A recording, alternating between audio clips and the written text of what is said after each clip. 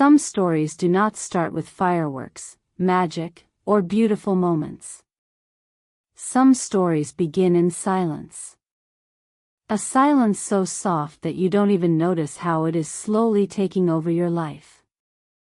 And this story, the story of me, of him, of us, or the almost us, began in exactly that kind of silence. A silence where two people breathe in the same space yet live in completely different worlds. I didn't expect him. I didn't plan him. I didn't ask for him. Some people enter your heart without knocking. Without warning. Without giving you a chance to prepare. He was one of those people. His name was Adrian. And he changed my life in ways I never expected. And honestly, never wanted. This is the story of how I met him. How I loved him. How I lost him. And how I finally found myself again.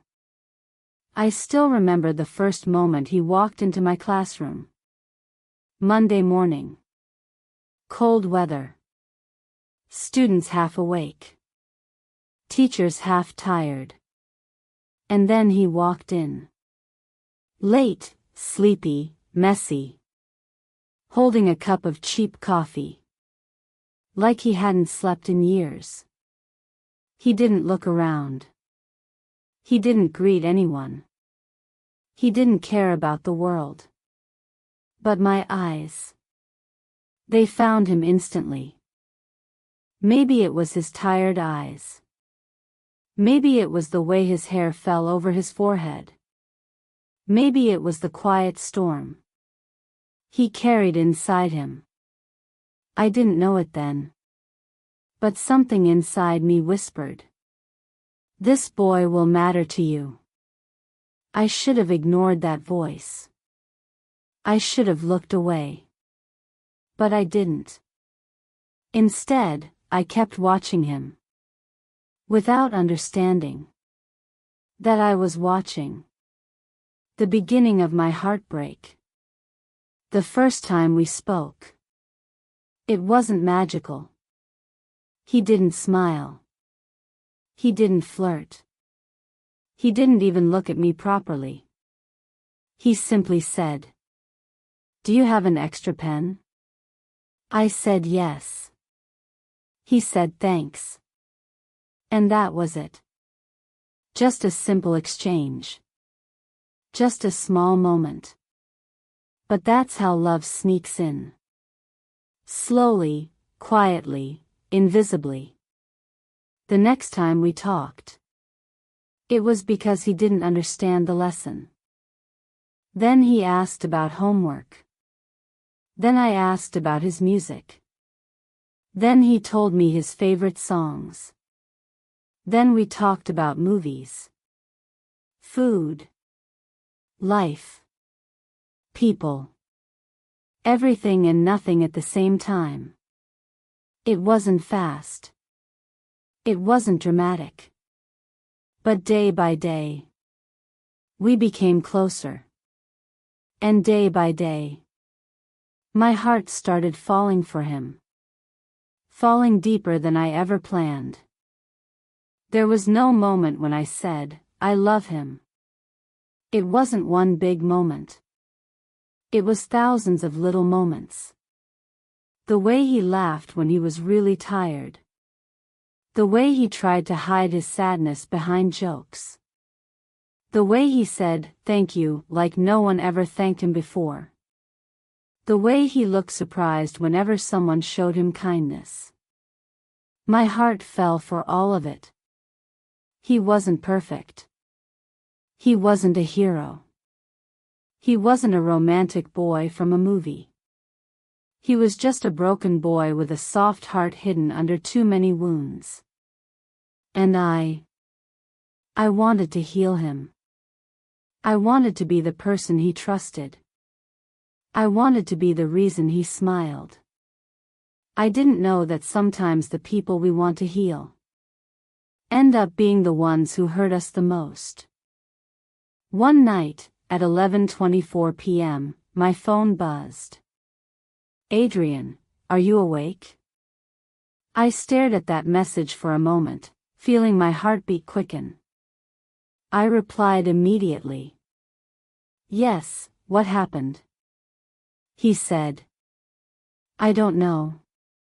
I just feel really low. Can I talk to you?" And that night, everything changed. He talked about his fears, his past, his lonely nights, his disappointments, people who left him, promises that broke him. He let me see the parts of him he hid from the world. He said, "You're the only one who makes me feel safe." And my heart, oh, my stupid heart, believed him. I didn't know then that sometimes people open up. Not because they love you, but because they have no one else at that moment. The next few days felt warm. He was sweet. He was soft. He was close. But suddenly, he started changing. He replied late. He talked less.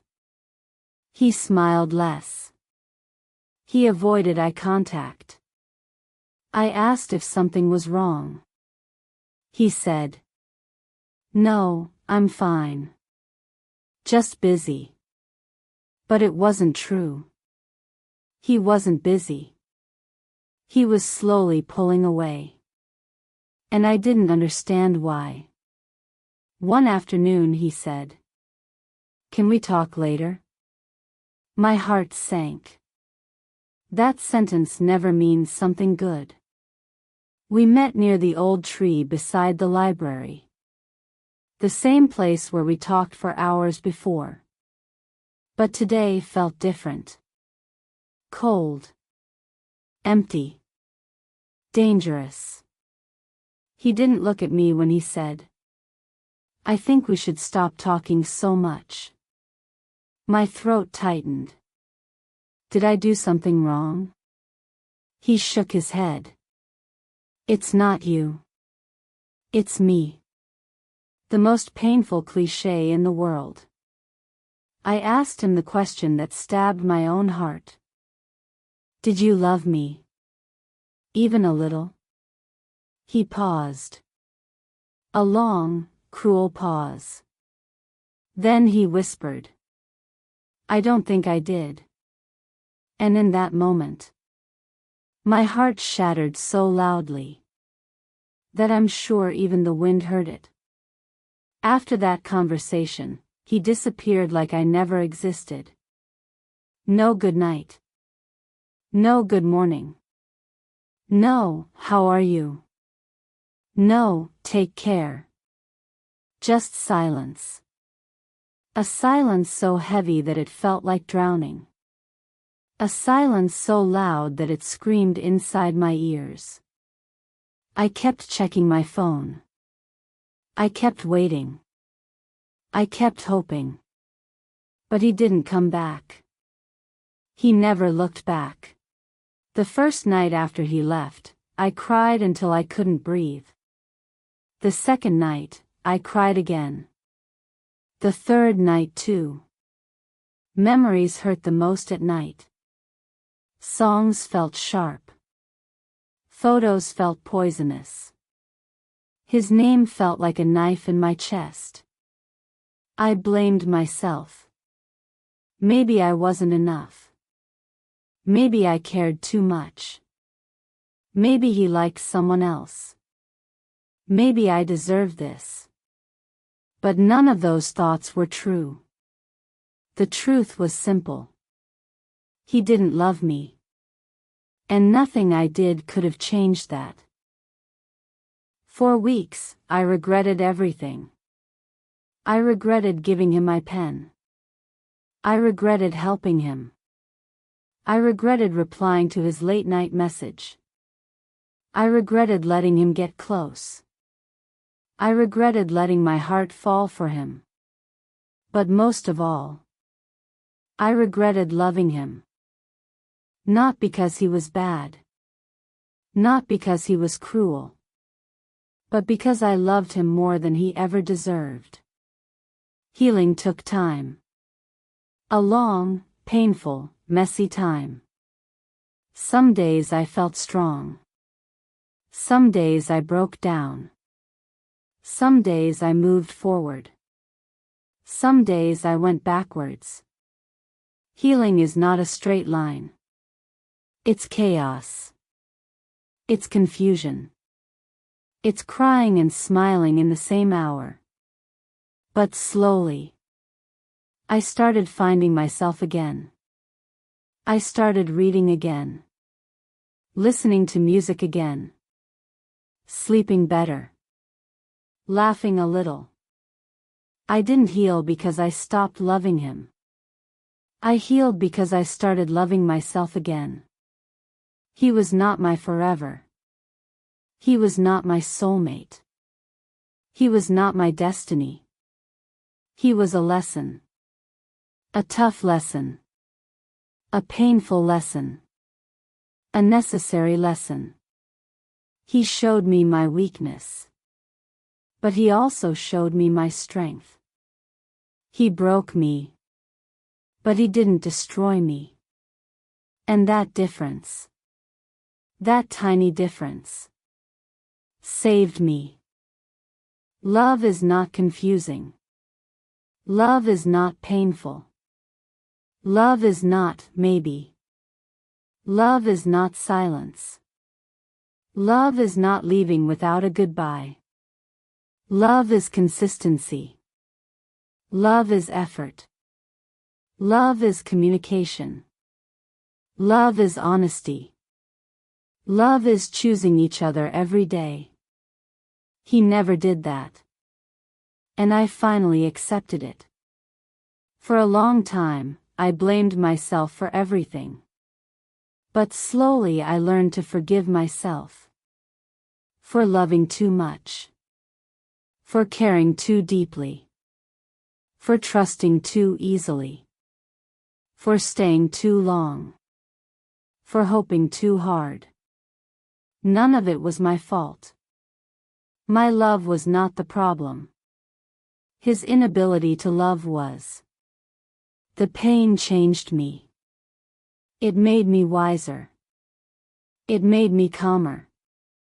It made me stronger. It made me softer in some places. And sharper in others. I no longer chase people who walk away. I no longer beg for attention. I no longer give my heart to anyone who doesn't deserve it. He didn't make me better. My healing did. If he ever thinks about me. If he ever remembers me. If he ever wonders how I am. I hope he knows this.